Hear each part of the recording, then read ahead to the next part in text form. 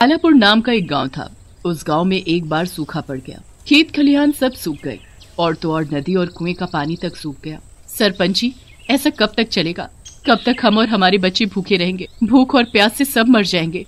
बिना पानी के खेती नहीं और खेती नहीं तो अनाज नहीं। तकरीबन सभी के घरों में अनाज खत्म हो चुका है। अब खाने को कहां से लाएं और पीने के लिए पानी कहां से लाएं? कुएं बिल्कुल सूख चुके हैं। अभी तक तो जैसे तैसे काम चला लिया था, पर अब नहीं। सरपंच जी, चुपचाप क्यों खड़े हो? कुछ बोलो। पूरे गांव की जिम्मेवारी आपके ऊपर है। अब आप ही बताएं हम क्या करें। मैं खुद इस समस्या को लेकर बहुत परेशान हूँ। सालों से गांव में बारिश की एक बूंद तक नहीं गिरी। अगर बारिश हो जाती तो किसी को भी परेशानी का सामना नहीं करना पड़ता, पर अभी के लिए कुछ तो करना होगा। सरपंच जी, मुझे एक उपाय सूझा है। उससे सबकी परेशानी हल हो सकती है। थोड़ा मुश्किल है, अगर काम बन गया तो गांव के लिए बहुत अच्छा हो जाएगा। हाँ हाँ, बताओ क्या उपाय है? हम सब मिलकर तुम्हारा साथ देंगे। यही कि वो हवेली है ना, लाला रामदास की। लाला को मरे हुए सालों हो गए। जब वो जिंदा था तो हम ही लोगों को लूट लूट कर उसने अपना अनाज का गोदाम भरा। उसमें से उसने कभी दाना तक नहीं निकाल कर दिया किसी को। सुना है उस गोदाम में आज भी वो अनाज वैसे का वैसा ही रखा है। और तो और वहाँ हवेली में एक कुआं भी है। लाला गांव के लोगों को उस कुएं का पानी बेचा करता था। वो कुआं भी वहाँ अभी तक सही सलामत है। क्यों न हम हवेली में चलें और सभी अनाज वहाँ से निकाल लाएं। भूख प्यास से मरने से तो अच्छा है ना वो। सोचो, अगर वो सारा अनाज हम सबको मिल जाए तो कोई भूखा नहीं रहेगा सालों तक। फिर क्या था? सरपंच आगे आगे, गांव वाले उसके पीछे पीछे। हवेली सालों से बंद थी। हवेली में घुसते ही उन्हें सामने एक कुआं दिखाई देता है जो एक लोहे की टीन से ढका हुआ था। कुछ लोग कुएं के मुंह से उस टीन को झाड़ कर हटा देते हैं। अंदर का नजारा देख सभी हैरान रह जाते हैं। पूरे गांव में पानी की एक बूंद तक नहीं। कुएं भी सूखे पड़े हैं और इस लाला के कुएं को देखो, पानी से लबालब भरा पड़ा है। सरपंच जी, ये अनाज सालों से यहाँ पड़ा है। अब तक तो ये सारा सड़ भी गया होगा। अगर ये अनाज सड़ गया होता तो इसकी बदबू पूरे गांव में फैल गई होती, पर ऐसा कुछ नहीं हुआ। शायद ये अभी भी सही सलामत हो। देखो ना, इन अनाज के बोरों से कोई बदबू नहीं आ रही। चलो एक बोरा खोल कर देखें। ये तो चमत्कार ही हो गया। इतने सालों में अनाज का एक दाना भी सड़ा नहीं। ऐसा लगता है जैसे अभी अभी ताजा ताजा भरा हो इसमें। सरपंच जी, अब गांव वाले भूखे नहीं मरेंगे। तभी वहाँ एक आवाज गूंजती है और आवाज उसी लाला की थी जिसका वो सारा अनाज था। मुंशी भूत बन चुका था।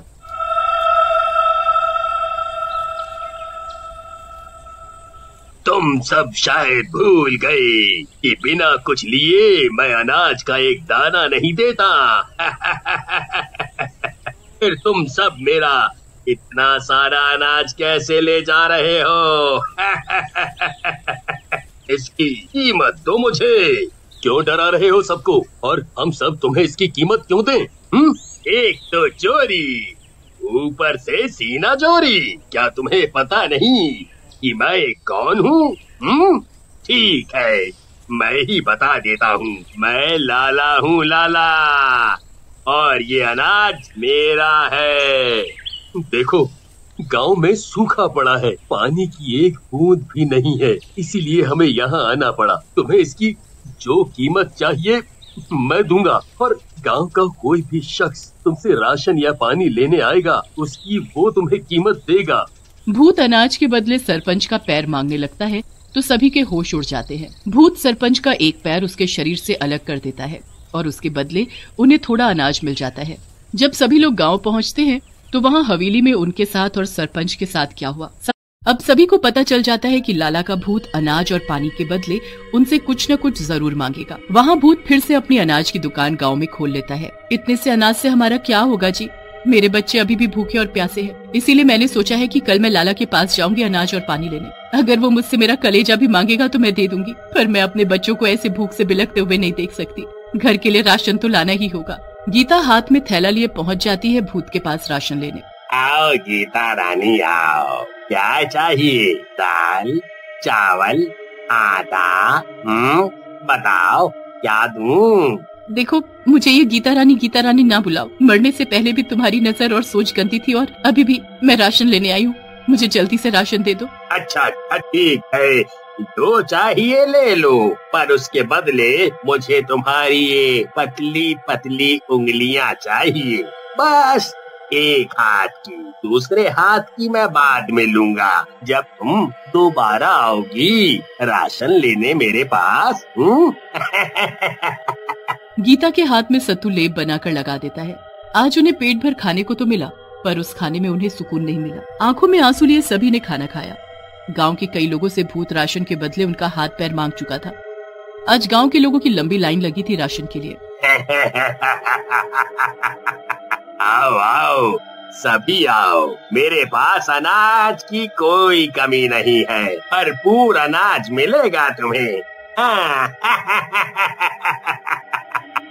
लाला बस कर, अब बहुत हो गया।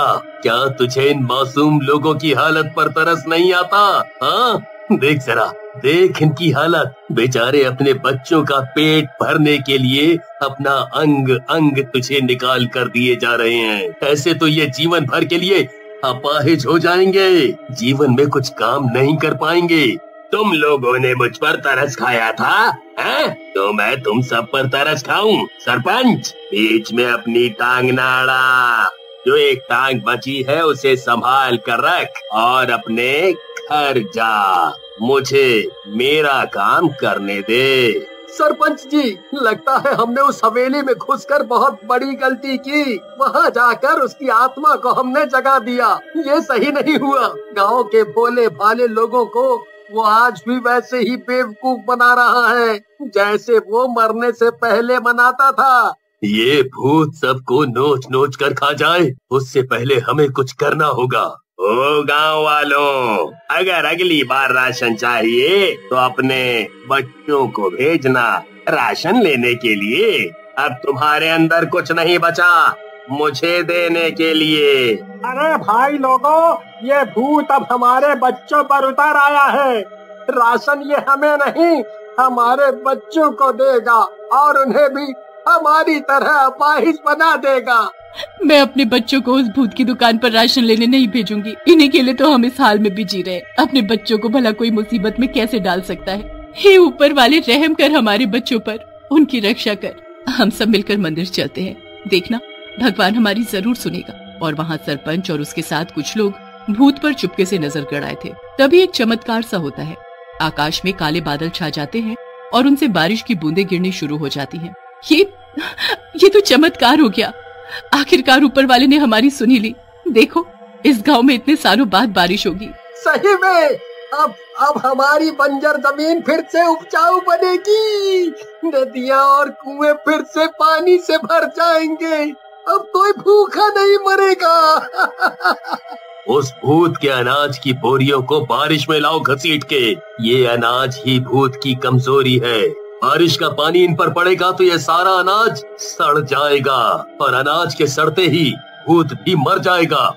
जल्दी करो। पूरा गांव सरपंच की बात मानता है और सभी मिलकर बिना डरे भूत की दुकान से सभी अनाज गांव के बीचों बीच लाकर रख देते हैं। बारिश में सारा अनाज सड़ जाता है और उसके साथ भूत भी तड़पता हुआ वहाँ से गायब हो जाता है। अब पूरा गांव बहुत खुश। गाजीपुर नाम का एक छोटा सा शहर था। उसी शहर की झोपड़पट्टी में एक गरिमा नाम की विधवा औरत रहती थी। उसकी 2 बेटियां थीं, संजना और खुशबू। दोनों बहनें जुड़वा थीं, रंग रूप में बिल्कुल एक जैसी। एक दिन संजना और खुशबू दौड़ती हुई अपनी माँ के पास जाती हैं। माँ, मुझे स्कूल नहीं जाना, स्कूल बहुत गंदा है। मुझे भी नहीं जाना। क्या हुआ आज मेरी रानी बेटियों को, और क्यों नहीं जाना स्कूल? अब रोना बंद करो और मुझे बताओ क्या हुआ। स्कूल में सभी बच्चे चिढ़ाते हैं हमें काली कलूटी बोलकर, और वो हमें काली चुड़ैल बोलकर भी चिढ़ाते हैं। माँ, हम दोनों इतनी काली क्यों हैं? आपका रंग तो काला नहीं है, आप तो कितनी गोरी हो, फिर हम दोनों ही ऐसी क्यों हैं? जो बच्चे तुम्हें ऐसा बोलते हैं उनका दिल ही काला है, इसलिए वो तुम्हें ऐसा बोलते हैं। इंसान सूरत से नहीं बल्कि सीरत से अच्छा होना चाहिए, और तुम दोनों का दिल बहुत ही साफ है, क्योंकि अभी 2 मिनट में ही तुम दोनों अपने दोस्तों की कई बातों को भूल जाओगी और स्कूल कभी गंदा नहीं होता। माँ, आप कितनी अच्छी हैं। आपने हमें कितने अच्छे से समझाया। अब हम कभी भी किसी की बात का बुरा नहीं मानेंगे। अगले दिन दोनों बहनें हंसी खुशी स्कूल जाती हैं। स्कूल में घुसते ही सभी बच्चे उन दोनों को फिर से चिढ़ाने लगते हैं। देखो तो जरा, इन दोनों को देखकर ऐसा लगता है जैसे ये दोनों लड़कियां किसी चिड़ियाघर से आई हो। काला बंदर। इन दोनों को देखकर ऐसा लगता है जैसे कई महीनों से नहाई नहीं, कपड़े सारे फटे हुए, गंदे बदबू वाले। छी। तभी स्कूल में घंटी बजती है और सभी बच्चे दौड़ लगाकर अपनी क्लास में पहुंच जाते हैं। संजना, इनकी बातों पर बिल्कुल भी ध्यान मत देना। ये तो इनका रोज का काम है। हम यहाँ सिर्फ पढ़ने आते हैं, इन सबसे बहस या झगड़ा करने नहीं। दोनों बहनें एक दूसरे का हाथ पकड़े अपनी क्लास तक पहुंच जाती हैं, पर कोई भी बच्चा उन्हें अपने पास नहीं बैठने देता और काली कलूटी बोलकर उन्हें धक्का दे देकर सबसे पीछे कर देते हैं। वो दोनों चुपचाप बिना कुछ बोले वहीं बैठ जाती हैं। तभी क्लास में टीचर आ जाती है। बिना देरी किए जल्दी जल्दी सभी बच्चे एक एक करके अपना काम मुझे दिखाएंगे, जो मैंने कल घर से करने के लिए दिया था। सभी बच्चे अपना अपना काम दिखा देते हैं। सभी का काम देखने के बाद संजना और खुशबू की बारी आती है। क्लास के सभी बच्चों ने काम गलत किया है, पर इन दोनों लड़कियों के काम में एक भी गलती नहीं और लिखा भी बहुत सफाई से है। पर इनकी हालत देखो कितनी बदसूरत है। अगर मैंने इनकी जरा सी तारीफ कर दी तो ये लड़कियां मेरे सिर पर चढ़ जाएंगी और अपने आप को बड़ा होशियार समझेंगी। नहीं, मैं ऐसा नहीं होने दूंगी। टीचर जी, हमने काम अच्छा किया है ना? ये काम कराने में हमारी माँ ने हमारी मदद की है। एक तो सारा काम गलत किया है, ऊपर से तुम दोनों अपनी टीचर से बहस कर रही हो। तुम दोनों को तो सजा मिलनी ही चाहिए। चलो मेरे साथ। दोनों बहनों की डांट पड़ने पर सभी बच्चे बहुत खुश होते हैं। उनकी टीचर उन्हें पकड़ती हुई स्कूल के स्टोर रूम तक ले जाती है और उन्हें वहां बंद कर देती है। तभी स्कूल की छुट्टी हो जाती है और सभी अपने अपने घर चले जाते हैं। खोलो खोलो, दरवाजा खोलो, कोई तो दरवाजा खोलो। खुशबू, अब हम कैसे बाहर निकलेंगे? तुम फिक्र मत करो, माँ हमें यहाँ से जरूर निकालेंगी। वो बस आती ही होंगी।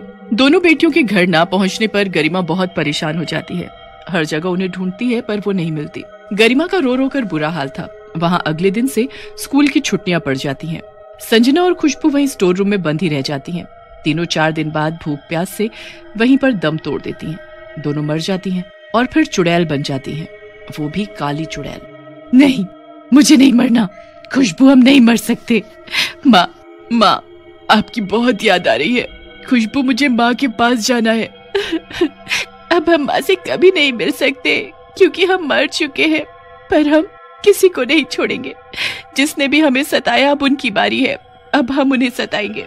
खुशबू बहुत समझदार थी, इसलिए संजना को संभाल लेती है। वो दोनों चुड़ैल बनकर उस स्टोर रूम से बाहर आ जाती हैं और स्कूल खुलते ही अपना आतंक शुरू कर देती हैं, बच्चों को डरा डरा कर। उनकी क्लास का बच्चा मोंटू वॉशरूम जाता है तो दोनों चुड़ैल उसके आगे पीछे खड़ी हो जाती हैं और उसे डराने लगती है। मोंटू डर के मारे वॉशरूम में छिप जाता है और अंदर से अपने आप को बंद कर लेता है। दोनों चुड़ैल मोंटू को बाहर से बंद करके गायब हो जाती हैं।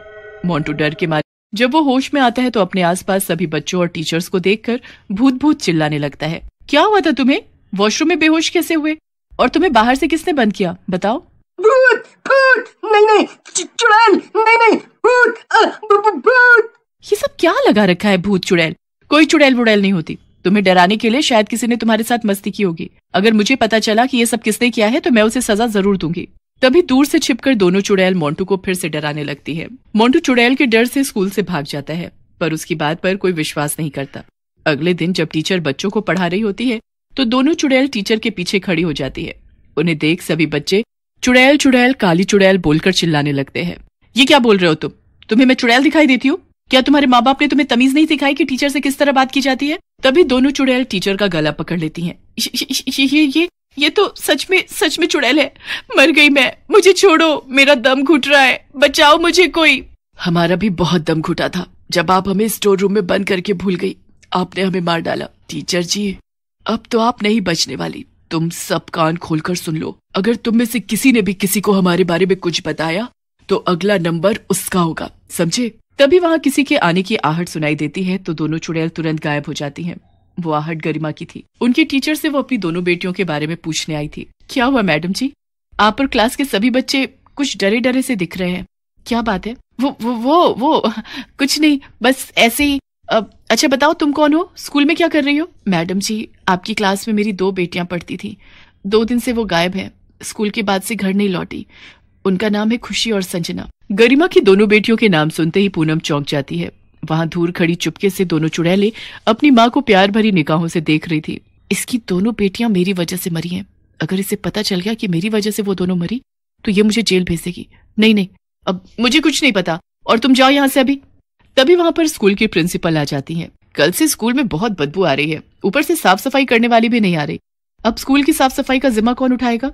मैडम जी, अब मैं काम करूंगी, आप ये जिम्मा मुझे दे दीजिए, मैं पूरे स्कूल की साफ सफाई कर दूंगी। फिर क्या था, प्रिंसिपल तुरंत उसे स्कूल की साफ सफाई का काम सौंप देती है। पर पूनम का डर के मारे बुरा हाल था। अगले दिन से पूनम ने स्कूल आना छोड़ दिया। कितना मजा आता है सबको दुखी करने में। देखना, एक दिन हमारे डर से सभी बच्चे स्कूल आना छोड़ देंगे। उसके बाद ये पूरा का पूरा स्कूल हमारा होगा। पर उससे पहले हमें अपनी टीचर को सबक सिखाना है। उन्होंने हमें स्टोर रूम में बंद किया था ना, हमें मारा था, पर वो टीचर तो डर के मारे अपने घर में छिपी बैठी है, स्कूल ही नहीं आ रही। उनका स्कूल में होना बहुत जरूरी है, तभी हम उनसे अपना बदला ले सकते हैं। जब दोनों चुड़ैलें आपस में बात कर रही होती है, उसी कमरे के बाहर गरिमा झाड़ू लगा रही थी। वो दोनों की बातें सुन लेती है और सीधा कमरे में घुस जाती है, पर उसे वहां कोई दिखाई नहीं देता। कोई तो था यहाँ,